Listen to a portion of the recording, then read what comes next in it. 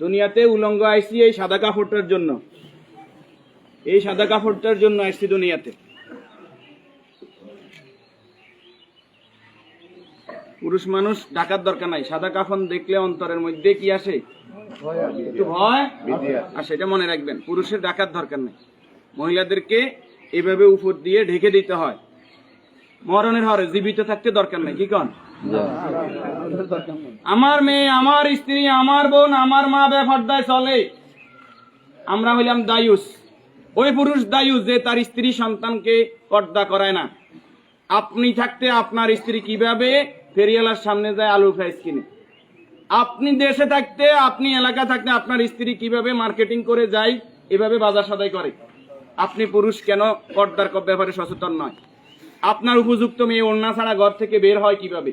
আপনার মেয়ে, আমার মেয়ে কিভাবে পায়জামা টাকনুর উপরে পরে? আমার ছেলে কিভাবে পায়জামা টাকনুর নিচে পরে? আমার টাকা দিয়ে আমার ছেলে সিগারেট খায়, আমার টাকা দিয়ে, আমার টাকার এমবি খরচ করে আমার ছেলে মেয়ে ঘরের মধ্যে গান বাজনা করে।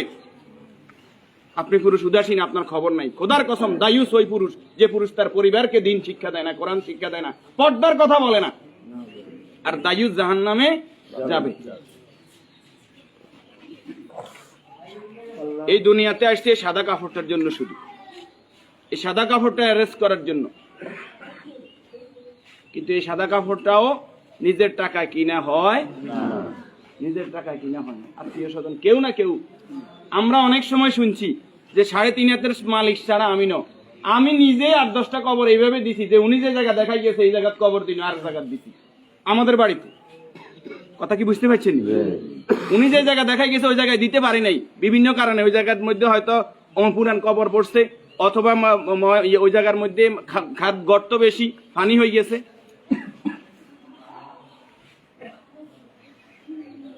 তাহলে আমার শেষ জায়গাটাও আমার নির্দেশনা মতো হয় না, পরিবারে যারা আছে তাদের নির্দেশনা মতো হয়।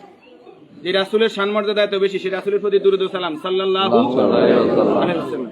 সম্মানিত উপস্থিতি, আল্লাহর এই গোলাম চেহারাতে বলতেছে অবশ্যই নেককার পরেজগার ছিল। আল্লাহ তাআলা ওনার জীবনের গুনাহগুলো মাফ করে দেন, আমিন। যে নেক আমলগুলো করেছে, দান সাদাকা করেছে, এর বদৌলতে কবর, হাসর, মিজান, ফুলসিরাত আল্লাহ কি করে দেখ, মাফ করে দেখ। আমরা যারা জানাজায় উপস্থিত হয়েছে আল্লাহ আমাদেরকে মাফ করে দেখ। আল্লাহ তাআলা এই পরিবারকে ধৈর্য ধারণ করার তৌফিক দান করুন, আমিন। 40 জন জানাজাতে কাদেরকে উপস্থিত করাইবেন?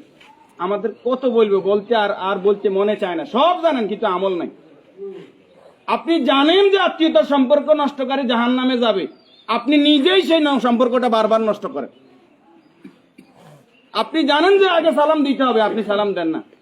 আপনি জানেন যে নিজের জন্য যেটা ভালো মনে করি অপরের জন্য সেটা ভালো মনে না করলে আমি ইমানদার নয়।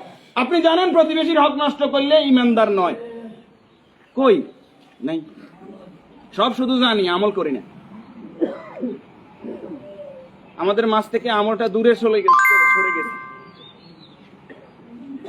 এই নেককার গোলাম জানাজাতে নামাজি ফরেজগার লোক, শিরিক মুক্ত লোক, আপনার দৃষ্টিতে যিনি শিরিক মুক্ত, এরকম 40 জন লোক যদি দোয়া করে আল্লাহ তাআলা ওই দোয়া কি করে? কবুল করে। 40 জন হাইবেন, হাইতেন না। উনি নামাজি ফরেজগার, উনি হয়তো আপনি মনে করেন যে মাজারে সেজদা দেন শুধু কবিরা গুনাহ, মাজারে সেজদা দেন বুঝি শিরক। শনিবার মঙ্গলবার কি শিরক না? শনিবার মঙ্গলবার হিসাব করা শিরক না নি? শিরক, এটাও শিরক। এই যে জাদু টোনা করা, এটা কি শিরক না নি? গণকের কাছে যাওয়া, বান্দর গনাইতে যায়, মানুষ গনাইতে যায়, চুরি করছে কে, আনা চাইতে যায়, এগুলো সবগুলো কি বড় শিরক? যেটা জনগণ সকল ক্ষমতার উৎস, ঠিক না নি? জনগণ সকল ক্ষমতার উৎস, সকল ক্ষমতার মালিক কে?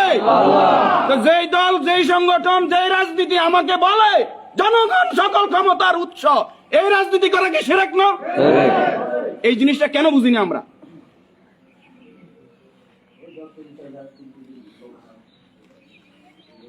আপনি মুখে বললেন জনগণ সকল ক্ষমতার উৎস, অন্তরে আপনি বলবেন যে হ্যাঁ আল্লাহ সকল ক্ষমতার উৎস, এটা তো আল্লাহ মানে না। মুখে যেটা বলতে হবে অন্তরে এক থাকতে হবে। তাহলে সকল ক্ষমতার মালিক কে? আল্লাহ। আর যারা রাষ্ট্র ক্ষমতায় গিয়ে, একজন মুমিন ইসলামী রাষ্ট্র ব্যবস্থার বাইরে যাওয়ার কোনো সুযোগ নাই। যদি আওয়ামী লীগ আবার তওবা ইস্তেগফার করি আই কয় যে আমরা আল্লাহর আইন অনুযায়ী রাষ্ট্র চালাইম, আমরা কইম আলহামদুলিল্লাহ। বিএনপি যদি কালকে বলে যে আমরা রাষ্ট্র চালাইম আল্লাহর আইন অনুযায়ী, কোরআনের আইন দিয়ে রাষ্ট্র চলবে, সৎ নামাজি ফরেজগার লোকরা চেয়ারম্যান মেম্বার হইব, তাকওয়াবান হইব, আমরা বিএনপির সাথে আছি, বিএনপি কে ভোট দেব। যদি জামাত ইসলামী বলে আমরা আল্লাহর আইন দিয়ে রাষ্ট্র চালাইবো, কোরআন চালাইবো, দেশ তাকওয়ার ভিত্তিতে চলবে, রাসূল যেভাবে চালাইবে আমরা তাদেরকে ভোট দেব। যদি চরমরাই বলে তাদেরকে ভোট দেব। আমাদের ব্যক্তিগত কারো কোনো আরস নাই।